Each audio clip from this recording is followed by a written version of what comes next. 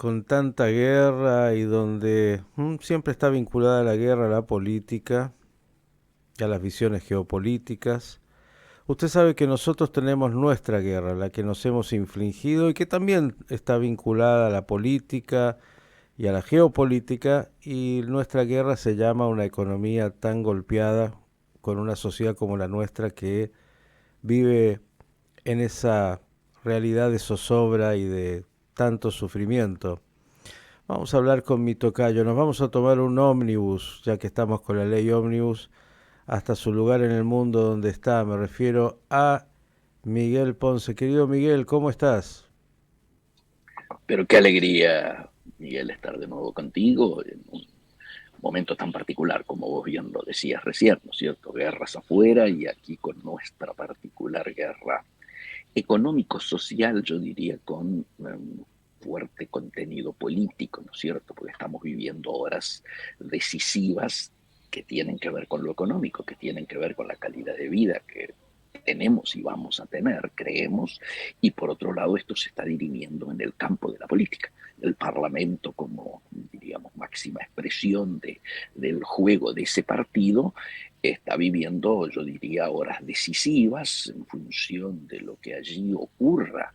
Bueno, algunas cuestiones van a tener una direccionalidad y otras pueden tener otra, ¿no es cierto? Acá el fiel de la balanza todavía no se ha inclinado abiertamente hacia una direccionalidad que podamos decir que está clara, y estamos viendo fenómenos muy particulares en lo que tiene que ver con la economía real, con la economía cotidiana, con la que te afecta a vos y te afecta a mí. Ujú. Inclusive fenómenos que no estábamos acostumbrados a ver.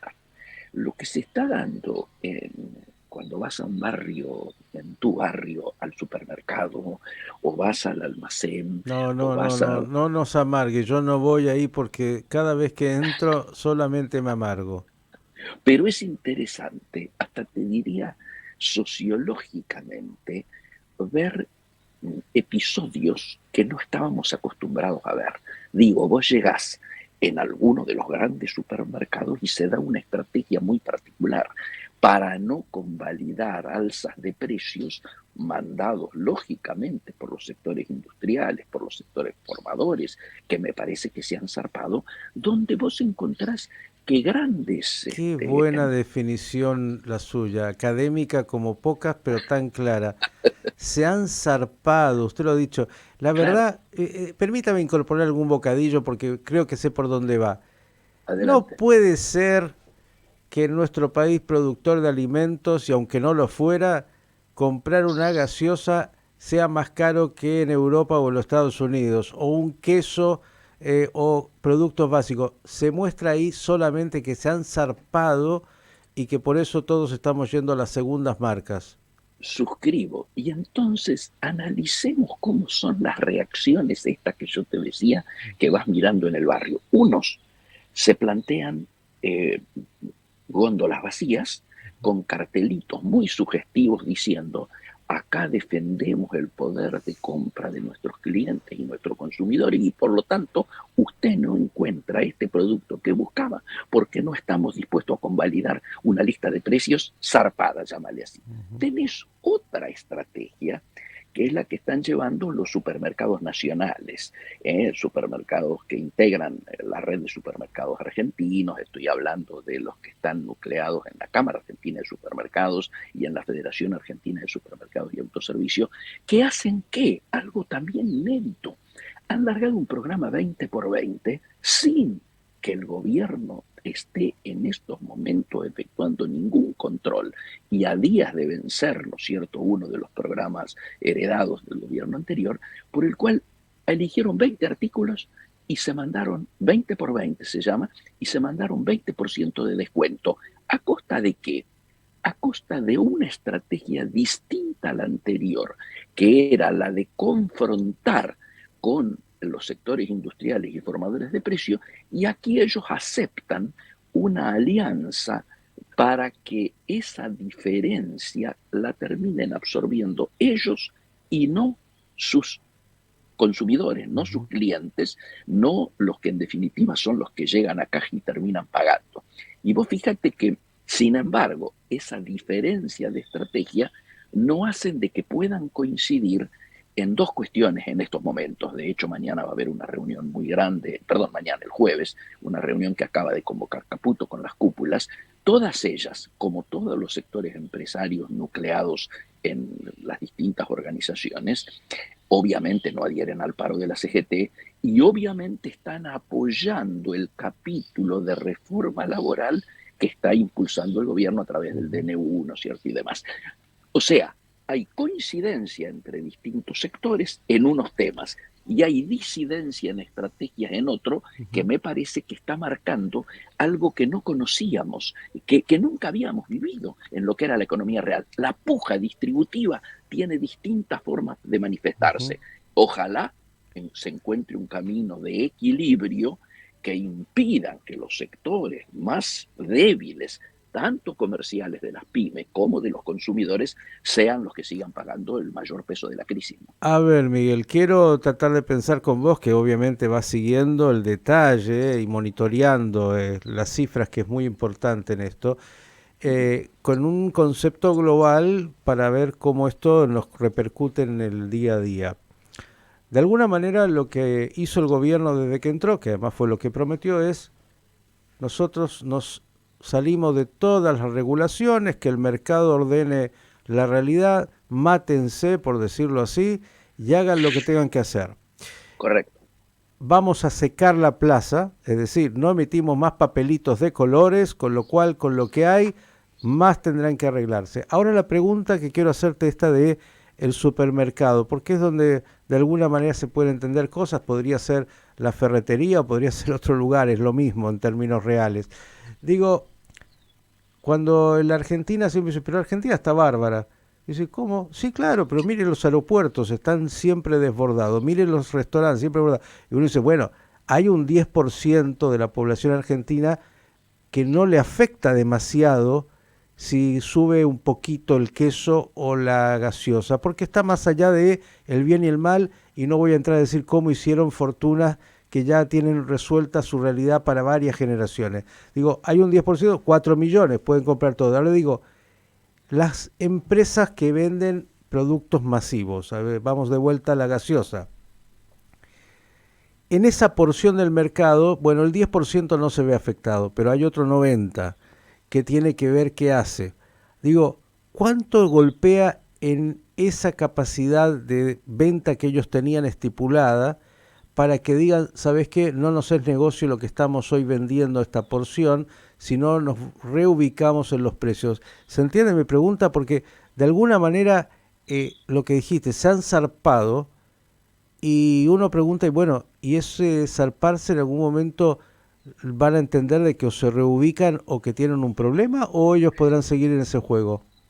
No, yo creo que como todo proceso de cambio, hay un tiempo de turbulencias en el cual, como vos bien lo relataste, se manifiesta en esta divisoria en la cual tal vez ese segmento ABC1, que es el que le resulta indiferente los aumentos y pueden, porque tienen espaldas, pueden bancarlo, Ujú, ese segmento se ha consolidado. Yo te doy el ejemplo. Vos estás mirando mi fondo de pantalla, esto es Mar de las Pampas. ujú. Aquí prácticamente hay un 90-95% de ocupación. Esto depende de Villa Gesell. Te vas al lado y tenés el 50% de ocupación. Posiblemente la peor temporada en 20 años, de acuerdo a lo que dice su intendente. ¿Qué significa esto? Que lógicamente los sectores más populares han sido los que han tenido que tomar mayores previsiones y han restringido sus gastos a partir de un crecimiento de la incertidumbre y de una afectación directa a su poder adquisitivo. Es decir, si vos tenés inflaciones del 25, como fue lo que ocurrió en diciembre, Ujú. pero tenés que tu salario tus ingresos se ha mantenido como se ha mantenido, y aún lo que ganaste en función de la devaluación del 118% efectuado a días del cambio de gobierno, licúa tu poder adquisitivo de manera muy concreta. Yo cuento un ejemplo. Tuve de invitado aquí una autoridad de la Universidad de Bolonia, una referente del campo de la salud, que llegó el día 9 de diciembre. Ese día se tomó un café y me dice, en Bolonia, por el valor de un café que tomo en Bolonia, acá tomo 3. Se fue hace menos de una semana. El café en la Argentina le sale más caro que tomárselo en Bolonia. Digo como referencia de triplicación prácticamente de los precios en términos dólar, y a su vez lo que implica en términos relativos la caída del poder adquisitivo, porque ella sigue ganando en euros, pero el argentino no tuvo una actualización de esto. Entonces, los números ya empiezan a marcar la caída de venta de las pymes, la caída que se ha dado en los supermercados, que no es tan notoria en diciembre, porque la gente, previendo que iba a tener un proceso devaluatorio, adelantó compras. Entonces los números globales de caída son menores que los que podrían haber sido si no hubiera habido ese estoqueo preventivo de la gente que dijo, me adelanto a comprar porque seguramente después voy a poder comprar menos. Esta situación necesariamente va a hacer que el proceso de adaptación particularmente los formadores de precios ya comience a darse. En algunos, vos fíjate lo que ha ocurrido en la última semana. Alimentos prácticamente ha tenido una baja en el crecimiento, porque no ha detenido su crecimiento, y carne llevamos 2 semanas sin aumentar el precio. Esto es una clara reacción ante esta situación, me parece, de una sensatez y de una prudencia que ojalá abarque al conjunto de la mayoría de los sectores comerciales. Estamos en un ajustazo, de alguna manera, secando la plaza, haciendo, intentando, como incluso dice el presidente y otros, que esto además como consecuencia haga que la inflación, que es uno de los grandes dramas nuestros que deforma toda la realidad, tienda a bajar en unos meses, los que sobrevivamos. Ahora, dicho esto, ¿cómo le fue, ahora hablemos de la política, al presidente en su gira en Davos con el fondo? ¿Cómo ves esta negociación política? Porque mi sensación, no sé si la compartís, es que el presidente en esto y el gobierno apostó 200 para saber cómo va a ser el casino, y bueno, apuesto más de lo que en el truco y me llevo en el camino 120, pero sabiendo cuál era su expectativa, pero haciendo una gran apuesta. Ahora, en ese juego que están ahí dirimiendo, ¿cómo estamos planteados, de acuerdo a tu mirada, incluso con este paro de mañana en la CGT y toda la política que tanto afecta a la economía? Te toco los dos temas. Obviamente en Davos eh, hubo una sorpresa muy grande. Yo el día anterior me habían preguntado de la CNN qué tenía que decir el presidente en Davos, y los que vamos a Davos de manera directa o indirecta desde sus inicios. Eh, durante muchos años el alma mater era una amiga de Argentina, Stella Kenway, que se ha jubilado, que nos comentaba todo el chimenterío y los códigos de lo que es esta reunión de los poderosos del mundo. Y me parece que ahí yo pedí esencialmente prudencia. Le pedí al presidente que fuera capaz en un espacio de esa envergadura, que era su debut en las grandes ligas internacionales, que lograse desideologizar nuestros vínculos diplomáticos para no perjudicar nuestros vínculos comerciales y económicos.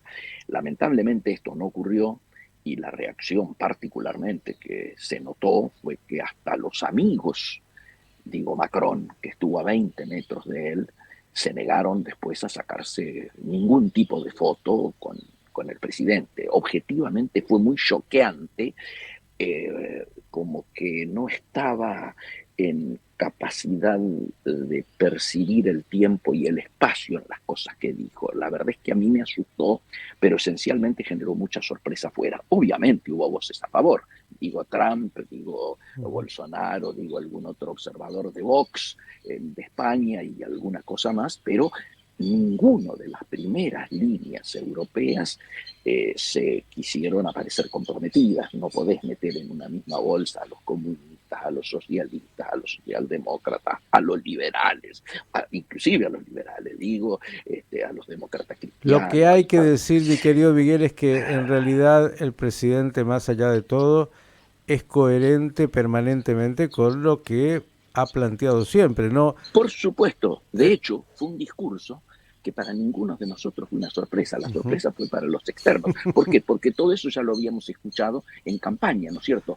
Y la sensación que le dio a muchos es que todavía se maneja como si estuviese en campaña Eh, y esto implica no Me parece que asumir está en que ya es campaña, presidente. no, está en Claro. campaña, mire, está negociando en estos días lo que quiere, digamos, no tiene otra. Me parece que el hombre entiende su juego, más allá de que a algunos les guste o no les guste, pero bueno, Uh es -huh, lo uh que -huh. eligió la Argentina y lo explicitó previamente y lo está haciendo llevar a todo o nada. No sé cómo va a ir, pero es lo que estamos. ¿Cómo? Coincido, Miguel, vos fíjate la situación que estás diciendo. En economía usamos mucho esto de anclar. Mm. ¿Con qué anclamos las expectativas? ¿Con qué anclamos?